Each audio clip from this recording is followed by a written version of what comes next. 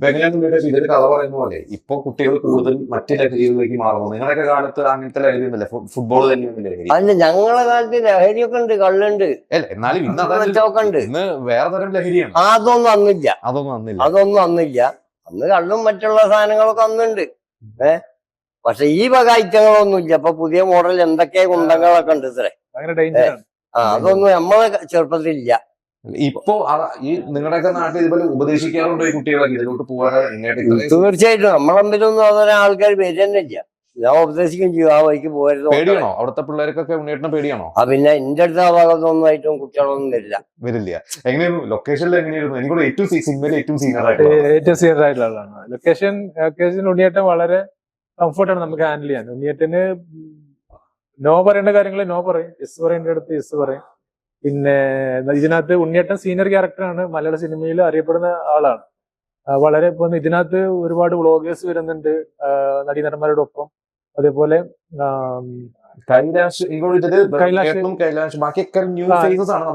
അഖിലും ആലിയും ഒക്കെ സോഷ്യൽ മീഡിയയില് കൈലാഷിന്റെ ഒരു തെരഞ്ഞെടുപ്പ് എങ്ങനെയായിരുന്നു? അദ്ദേഹത്തിന്റെ തെരഞ്ഞെടുപ്പ് കൈലാഷ് ചേട്ടൻ ഇതിനകത്ത് ബാബ എന്ന് പറയുന്ന ഒരു ക്യാരക്ടറാണ് വരുന്നത്. നാട്ടിലുള്ള ക്ലബിന്റെ പ്രസിഡന്റ് ആണ്.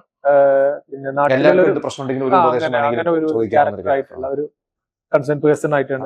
അദ്ദേഹത്തെ പോലത്തെ ഒരു താരം അങ്ങനെയാണ്. അങ്ങനെ ഒരു കുറച്ചൊരു സീനിയർ സിറ്റിസൺ അതിനകത്ത് വേണമെന്ന് തോന്നിയോണ്ടാണ്. കൈലാഷേട്ടന് മുന്നേ പരിചയമല്ല, DOP ത്രൂ ആണ്, ജിബ്രാൻ ത്രൂ ആണ് നമ്മൾ കണക്ട് ചെയ്തത്. പിന്നെ എങ്ങനെ ഈ ബാക്കി സെലക്ഷൻ? ഇതിൽ കുറെ കുട്ടികൾക്കൊക്കെ എന്റെ മെയിൻ ഗോൾ, ഞാൻ കളറിന്റെ പേര് മറന്നുപോയി, ഫുട്ബോൾ പ്ലെയർ തന്നെയാണ് ശരിക്കും. അനിയൻ ക്യാരക്ടർ ചെയ്യുന്നത്. അനിയൻ നാട്ടിൽ, അതെ, കാശിനാഥാണ് അവന്റെ റിയൽ പേര്.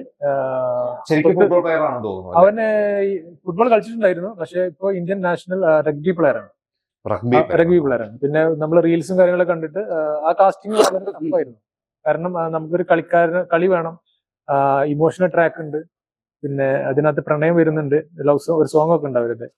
അപ്പോ ഈ ഒരു ക്യാരക്ടർ പ്ലേ ചെയ്യാന് ആ ക്യാരക്ടർ പിടിച്ചു പോയിട്ടില്ലെങ്കിൽ അത് പെട്ടെന്ന് പാളിപ്പോകും.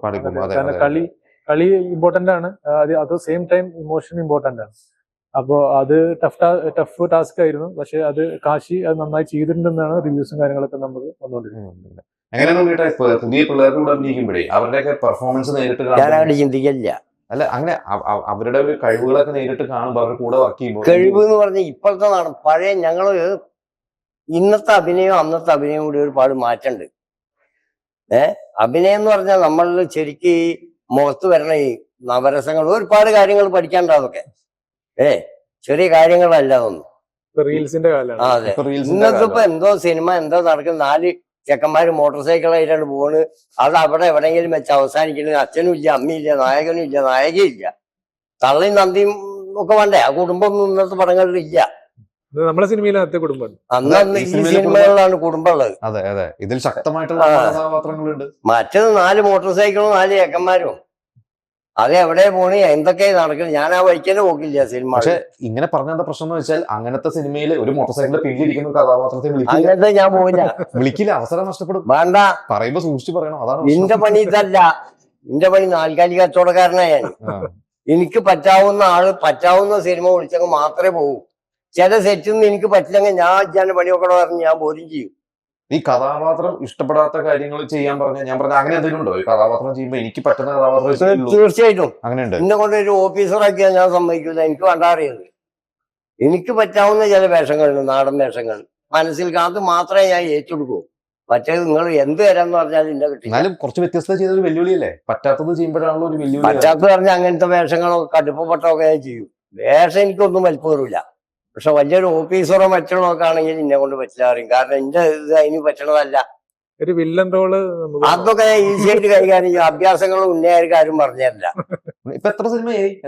ഒരു 10-47 സിനിമയായിരുന്നു. ഒരു അവാർഡും വാങ്ങിയിട്ടുണ്ട്. നിസ്സാരക്കാരനല്ല. തീരെ നിസ്സാരക്കാരനല്ല.